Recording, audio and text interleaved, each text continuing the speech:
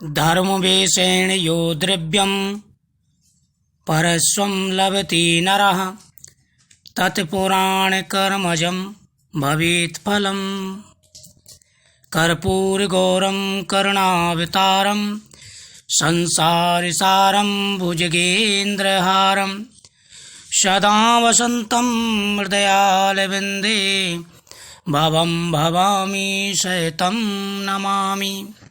नीलाम्बुजश्यामलिकोमलाङ्गं सीतासमारोपितवामभागं पाणौ महासायकिचारुचापं नमामि रामं रघुवंशनाथम।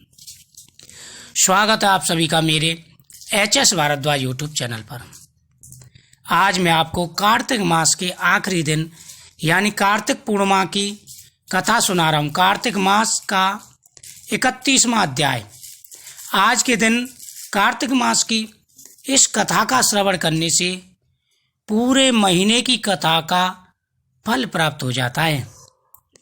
आपने पूरे महीने नियम से कार्तिक मास का नियम निभाया, कार्तिक मास की कथा सुनी। कार्तिक मास की प्रतिदिन की कथा का सुनने का जो महत्व है, पुण्य है, उसको कहने में कोई समर्थ नहीं है।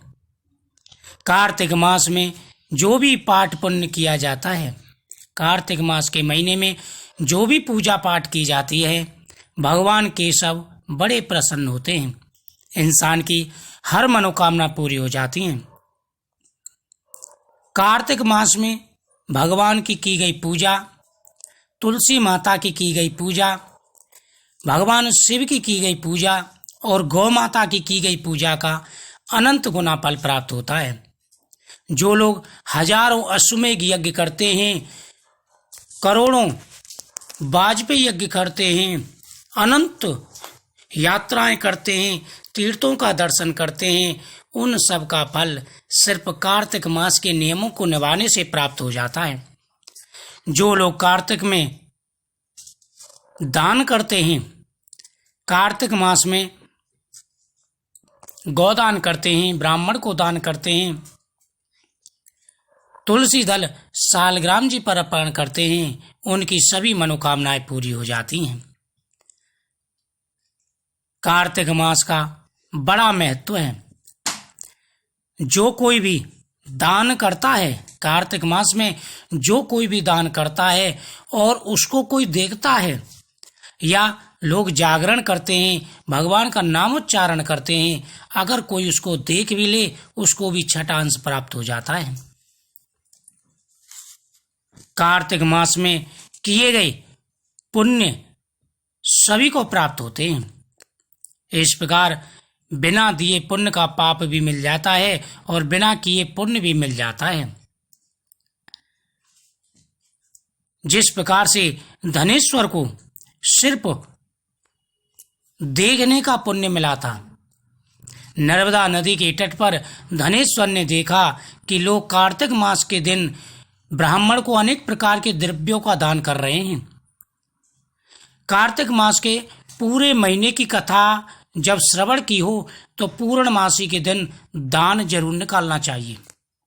इससे जो सुनने वाले हैं उनको पुण्य प्राप्त हो जाता है। जब तक पूरे महीने की कथा की श्रवण का हम दान नहीं निकालते, उसका पुण्य वाचक के पास रहता है। जब वह वाचक को दक्षिणा देते हैं तो वह उसका पुण्य प्राप्त कर लेते हैं। इसलिए पूरे महीने आपने कथा श्रवण की है तो कुछ ना कुछ ब्राह्मण के लिए दक्षिणा जरूर निकालें। गौ माता की सेवा करें। जिस प्रकार नर्मदा नदी के तट पर उसने देखा लोग भगवान की पूजा कर रहे हैं, इस दिन भगवान शिव ने राक्षस का संहार किया था। भगवान शिव के सामने दीपदान का बड़ा महत्व है। भगवान शिव के सामने जो भी दीपदान करते हैं उनको अनंत गुना फल प्राप्त होता है, उनकी सारी मनोकामनाएं पूरी हो जाती हैं। और इस दिन पूर्णमासी वाले दिन सोमवार भी पड़ रहा है, जो महादेव का दिन है। तो आज के दिन भगवान विष्णु का पूजन, भगवान शिव का पूजन, तुलसी माता की पूजा, ये सभी मनोकामनाएं पूरी करने वाली हैं।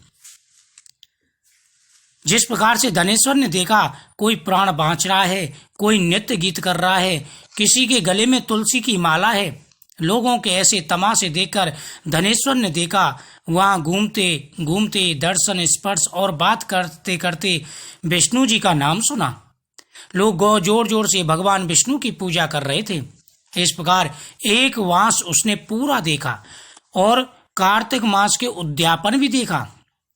पूर्णिमा में गौ ब्राह्मण का पूजन, ब्राह्मण को दक्षिणा, भोजन, दीपदान देखा। शाम को महादेव के वास्ते किया गया दीपदान उत्सव भी देखा। पूर्णिमा को महादेव ने त्रिपुर को जलाया था। इसी के भक्त लोग दीप उत्सव करते हैं। इस प्रकार उसने संपूर्ण दृश्य देखा, किस प्रकार से लोग भगवान की पूजा कर रहे हैं। और जब कार्तिक मास का उद्यापन उसने देख लिया, सारी क्रियाएं उसने देख ली, तो भगवान की कृपा से उसके पिछले सारे पाप दूर हो गए और उसको मुक्ति मिल गई। जब यमराज के सामने उसको ले जाया गया तो वहां पर उसको यमराज ने पूजित किया और उसको यज्ञ बना दिया। कार्तिक मास के दिन दीपदान का बड़ा महत्व है। कार्तिक मास के दिन भगवान के सामने दीपक, पीपल वृक्ष के नीचे दीपक, तुलसी माता के सामने दीपक, एक दीपक पितरों के नाम से जलाएं, या तो पीपल वृक्ष के नीचे या पितरों की फोटो के सामने आप दीपक जरूर जलाएं। इसका बड़ा महत्व होता है। उसके बाद में आप गौ माता की पूजा करें। इसको पूर्णमासी को जितना भी किया जाए उतना ही कम है। थोड़े से भी भगवान प्रसन्न हो जाते हैं और जितना सामर्थ्य हो अपने सामर्थ्य के हिसाब से इस दिन दान पुण्य पूजा करनी चाहिए। पुत्र, धन, सुख, समृद्धि सब कुछ प्राप्त हो जाता है जो लोग कार्तिक पूर्णिमा को दान करते हैं। वस्त्र दान, जूता दान, अन्न दान, द्रव्य दान, यह दान जरूर करने चाहिए। बड़ा ही महत्व है, इस पूर्णमासी का बड़ा महत्व होता है। तो जितना बस की हो उतना आप दान जरूर करें। नारद जी इस प्रकार से कहते हैं कि हे राजन, जो भी कार्तिक पूर्णिमा को भगवान की यथाविधि पूजा करता है, दान पुण्य करता है, समझो उसने अपना जीवन सफल कर लिया, उसके सारे पाप दूर हो गए। तो आज का आखिरी दिन था और कार्तिक पूर्णिमा की यह कथा थी।